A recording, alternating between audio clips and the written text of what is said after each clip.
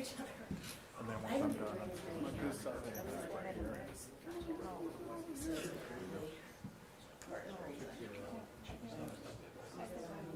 Okay, this side, and we do right over there if we can. That'll make us look like, that's what we taught us at our old school.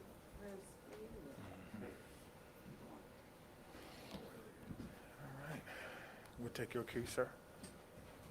I think everybody's good. Is everybody up and rolling, ready to go? Yes, yes, yes, yes. All right, all right. Good afternoon, and thank you for being here. Sean Barnes, SHONBARNES, Chief of Police, although I believe I've met everyone in the room. For more than 30 years, Tanya's family wanted nothing more than answers, closure, and justice. Sorry, guys.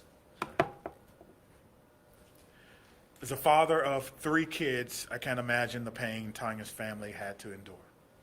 Today, I am grateful to announce that we have finally found the man responsible for taking her life. That man is in a King County jail just an earshot away from where we stand. And although he cannot hear my voice, my goal is to make sure that the voice of the King County justice system is heard in his. Why? Because Tanya's life mattered. She was only 14 years old. She was a daughter, sister, and a friend. She had just finished middle school and also worked in volunteer service. Her life mattered. Let me say that again. Her life mattered. Detective Norton never gave up. He is the best of the best in a department that does not rest until the job is done. I offer my deepest condolences and my personal prayers to her family.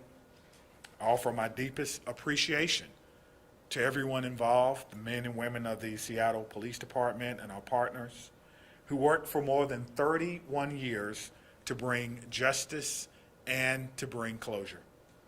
It is my pleasure to now introduce Detective Norton with a few case notes. Thank you, sir. Appreciate that. Good afternoon. I'm Rolf Norton. It's ROLFNORTON. First, I'd like to acknowledge the original case detectives on this investigation who really set the investigative foundation that allowed future generations of detectives to get where we are today.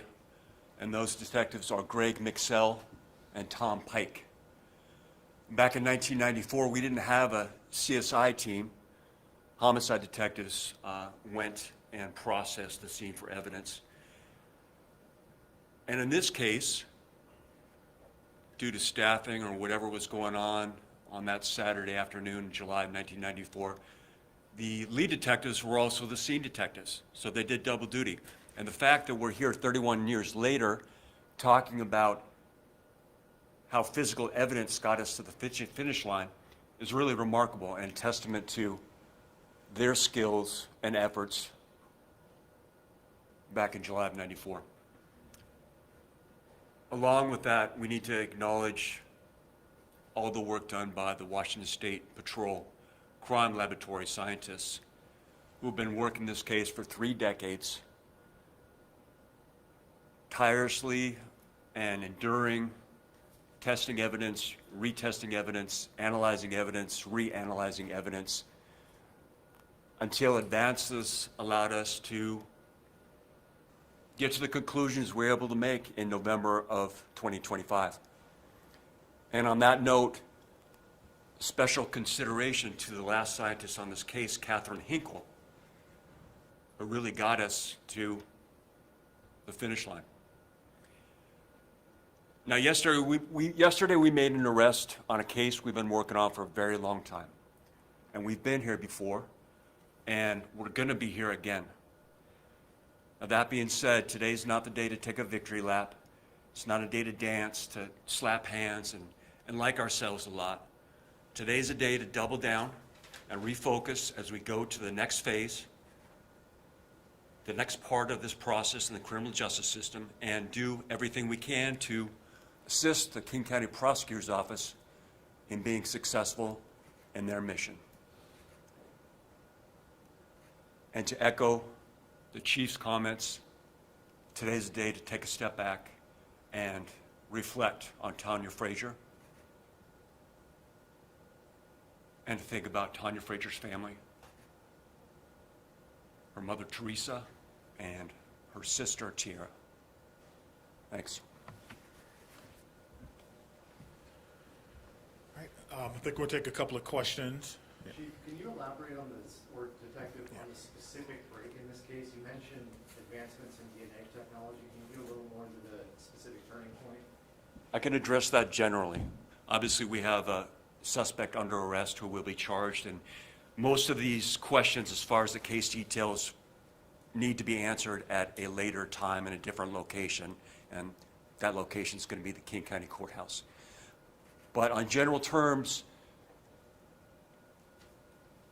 every day we can do more with less in forensic evidence, and specifically with DNA. So going back to 1994, you could test for body fluids. Okay, going into the early 2000s, 2001, you can start testing for DNA, but it's a tough process. And you're dealing with challenges of mixtures between victims and suspects and things like that. And as you progress and go further and further, you could just do more and more and more.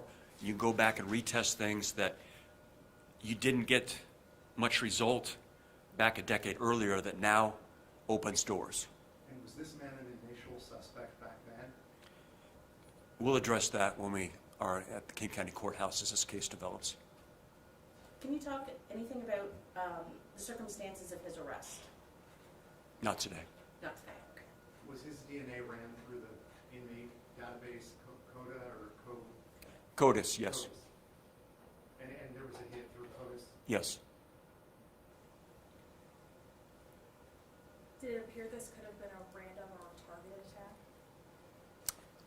We'll save that answer to that question for later. Can you talk to at all cause of death?